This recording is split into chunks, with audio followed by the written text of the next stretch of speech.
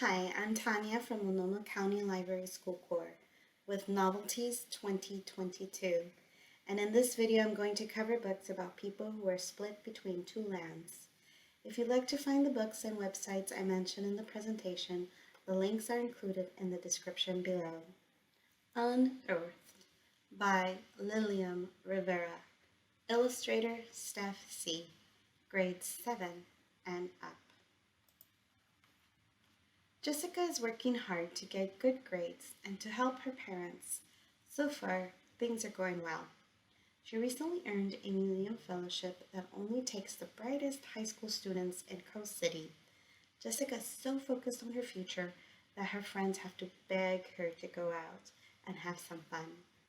She loves her parents, she wants to make them proud, and she hopes that her hard work will one day pay off and provide her and her parents a better future. A mayoral campaign is underway in Coast City, and one politician in particular is vilifying people who are houseless and people who immigrated to the United States and are undocumented. The politician keeps talking about cleaning up the city and being vigilant of vagrants. The city where Jessica lives seems less and less tolerant of immigrants, and immigration raids become more frequent. Immigration and Customs Enforcement, also known as ICE, is showing up in places where immigrants shop, work, and live. They're arresting them, separating them from their families for who knows how long. All of this makes Jessica really anxious because her parents are undocumented. Jessica is a DACA recipient because she came to the United States as a child. She has some level of permission to live and go to school here, but she still doesn't feel safe. When the unthinkable happens and Jessica's dad is detained by Immigration and Customs Enforcement, it breaks her. All she and her family have worked for is at risk of being lost. Jessica feels alone, angry, sad, afraid, helpless, and nothing, not even school, seems to matter anymore. When Jessica is visited by Aztec gods, their guidance offers her a sense of strength.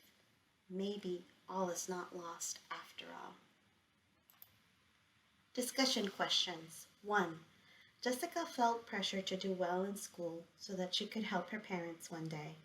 What are some of the pressures young people face today?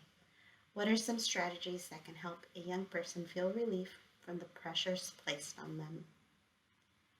2. Jessica forgoes going out with her friends, going to games, and doing things typical teenagers tend to do.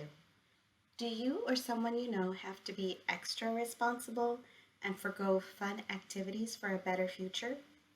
Can someone miss out on the present because they're so focused on the future?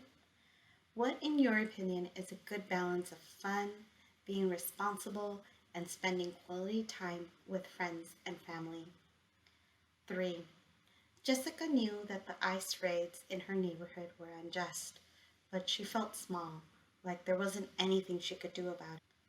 What is unjust in our society today, and what can ordinary people do about it? Related websites. 1. Meet young people who have recently been able to be part of the DACA program in this YouTube video. 2. Diane Guerrero's family was deported when she was 14 years old. Learn more about her story in this YouTube video. 3. Jessica experienced a mental health crisis when her father was deported. If she were in Portland, Oregon, she could have reached out to Youthline. Youthline is a free teen-to-teen crisis support and helpline. Check them out at OregonYouthline.org. Unsettled by Irene Faruqi, grades 4 to 7. Noura is enjoying the perfect day at the beach in Pakistan with her family and best friend, but it soon becomes the worst day when her father announces that he has accepted a job offer in the United States. Noura, her parents, and older brother will be moving to Peachtree City, Georgia, but she'll have to leave the rest of her friends and family behind. The move is a difficult transition So many things are different. The weather, the clothes, the streets, and even the vocabulary. Nura already spoke English fluently, but she finds American English is quirky. What she calls a supermarket is a grocery store. A dustbin is a trash can. A trolley is a shopping cart. Nura sometimes thinks I am not made for this country. Fortunately, she finds that some things are the same. She still loves math, and she's still a good swimmer. And she learns to find her voice and speak up for her family and friends. Perhaps she is made for this country after all. World in Between, based on a true refugee story by Kenan Trebincevic, grades 5 through 8. It's 1992 in Yugoslavia's Bosnia province. Kenan is a typical tween. He loves football, soccer, hanging out with his best friend, and has a crush on his pretty classmate Lena. When conflict arises in his homeland and the people are killed based on their religion, Kenan's family is forced to flee with very little. For 2 years, Kenan's family endures a strenuous journey through several countries and eventually ends up in Connecticut. Their arrival to Connecticut marks the beginning of a new but difficult chapter. Kenan's parents take on minimum wage jobs. Kenan starts school and has to learn a new language and culture and has to deal with getting bullied. The family experiences the kindness and the cruelty of their neighbors, leaving them confused and unsure who to trust. Through it all, Kenan wonders if he might ever be able to go back home.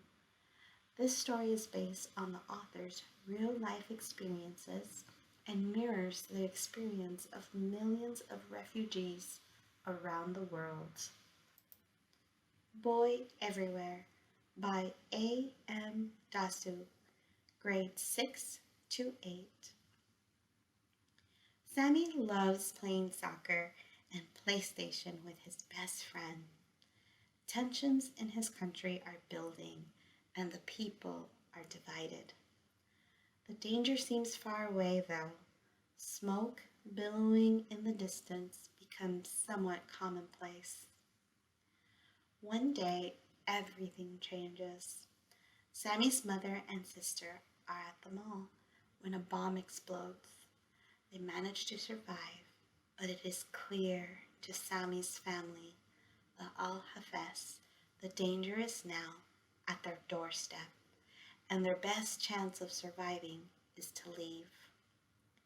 Sammy's parents arrange to flee from Syria and seek asylum in England. They love their home. They don't want to leave, but they feel like they have no other choice. The journey is extremely perilous, and the family experiences tremendous hardships, but it's their only chance of possible survival. One might imagine that reaching a country of refuge would mean the end of hardships, but it isn't so.